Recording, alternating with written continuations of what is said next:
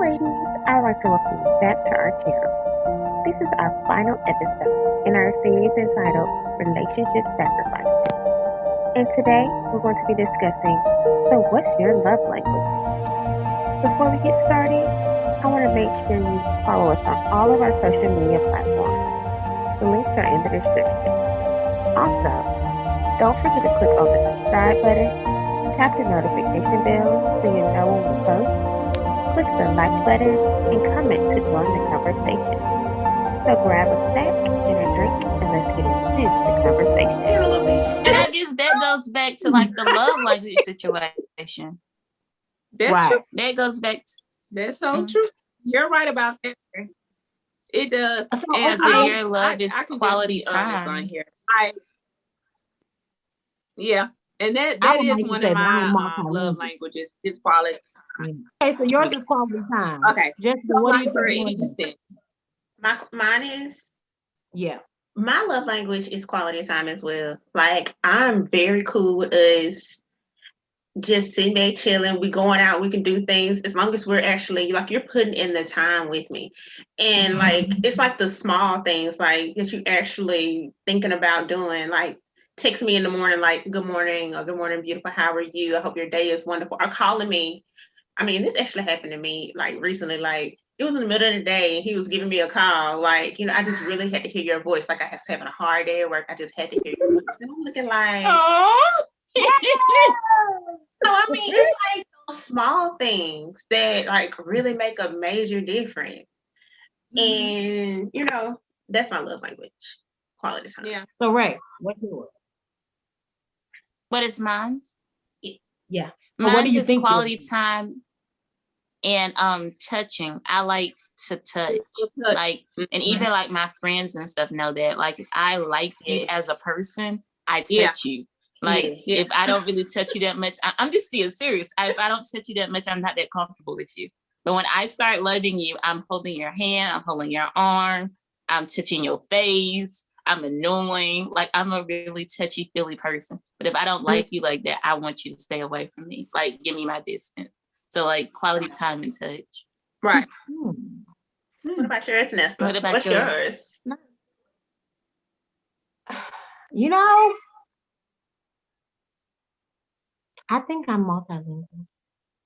You what? I think mine might be a little bit of everything. Everything. A little bit of like all of them. Because like I Altogether. like Raven, I'm a touchy feely person. But I kind of keep that at bay because I know certain people that makes them uncomfortable. And I Yeah. also don't want to make people feel uncomfortable. I want them to feel safe and loved and warmed and all warm and fuzzy and cozy. Yeah. But I love words of affirmation. I love the Yes. touchy feely. I love the quality time. Like I just like whatever you hitting on, I'm catching. Yeah, I agree. And and it's a test out there that you guys can take Yeah. that narrow it down to just like your top two. Like for me, Yeah. my top two was words of affirmation and quality time. So yeah, you guys can take a quiz and that way it can narrow it down to those two top things. Yeah. And that's very important information. No, but did you guys know that it's based off of our childhood? Really? That would make sense. Because in our childhood, our parents, our dad spent a lot of time with us. And so we kind of required it out of a man. Yeah. And I think too, it's because like Yeah, you weren't being on words because you were shown. Yeah. It was like shown. It was shown. Yeah. And I think love is action. You can say it all day long, but you got to show me. Yeah. Yeah. Yeah. And I guess like for me, I feel like a lot of guys that I meet, they feel like you want things, like you want gifts and presents. And like to me, that's not what I really want from somebody. Like if you do something, it's my birthday, but I really don't care about getting a really expensive purse or expensive shoes. Yes, they're nice, but if I want you, I want you. I don't want some item. You know what I mean? I want some stuff. And I want the cake, feel like ice, and ice cream. Iced tea, sugar, honey, and iced tea. Girl, And I also feel like that's the guy's job to figure out what you like. Like I know I'm difficult. Like I'm very sentimental. Like I love cars, and don't just go to the store and just pick up one, because I'm going to read it, and it has to relate to something either, that's going on in our relationship, the way you feel about me or what have you. But I just feel like a guy should know your love language, because so you do y'all can't think show. is it important to know your significant other's love language? Do you try to treat him that way? Yes, absolutely.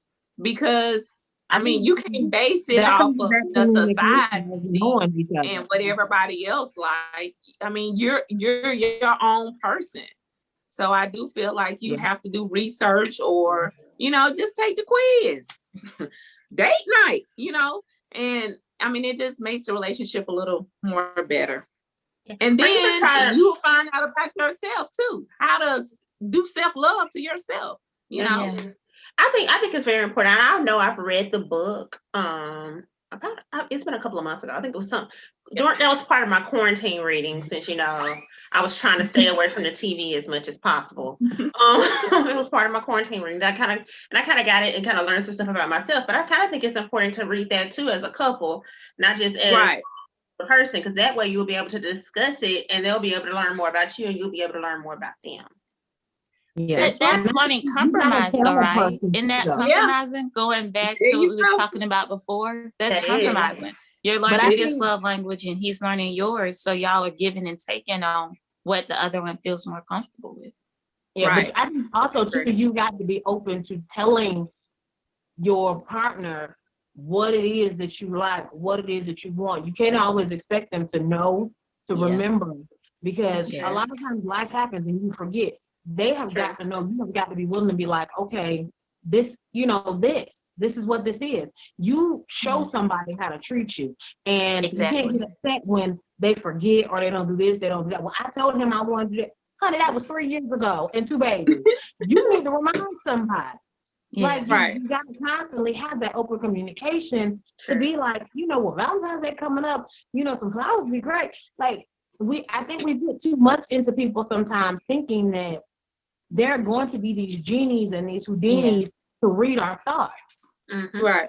It's not going to happen like that all the time. So we've got to be open to him with the information. He can't read your mind. You can't read his. Because, honey, if we could, ooh.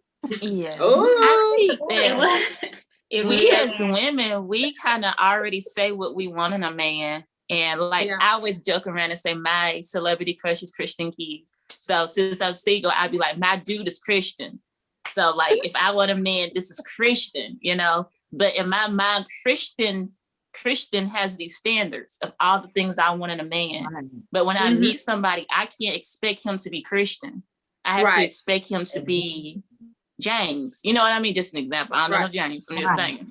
I have to expect him to be James, not Christian. So I can expect all these expectations and thoughts that I have in a man, or what I want in a man. I can't think that he's going to be there. Yeah, he may have a lot of those qualities. That's why I'm attracted to him.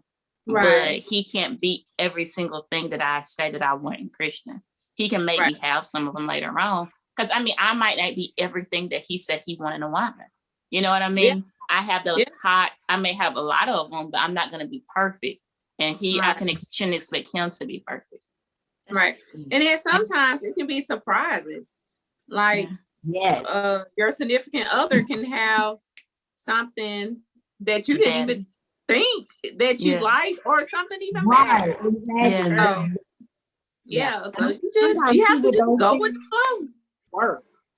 You because you got these listy standards, and this guy's meeting them, but there's a few things that's kind of off.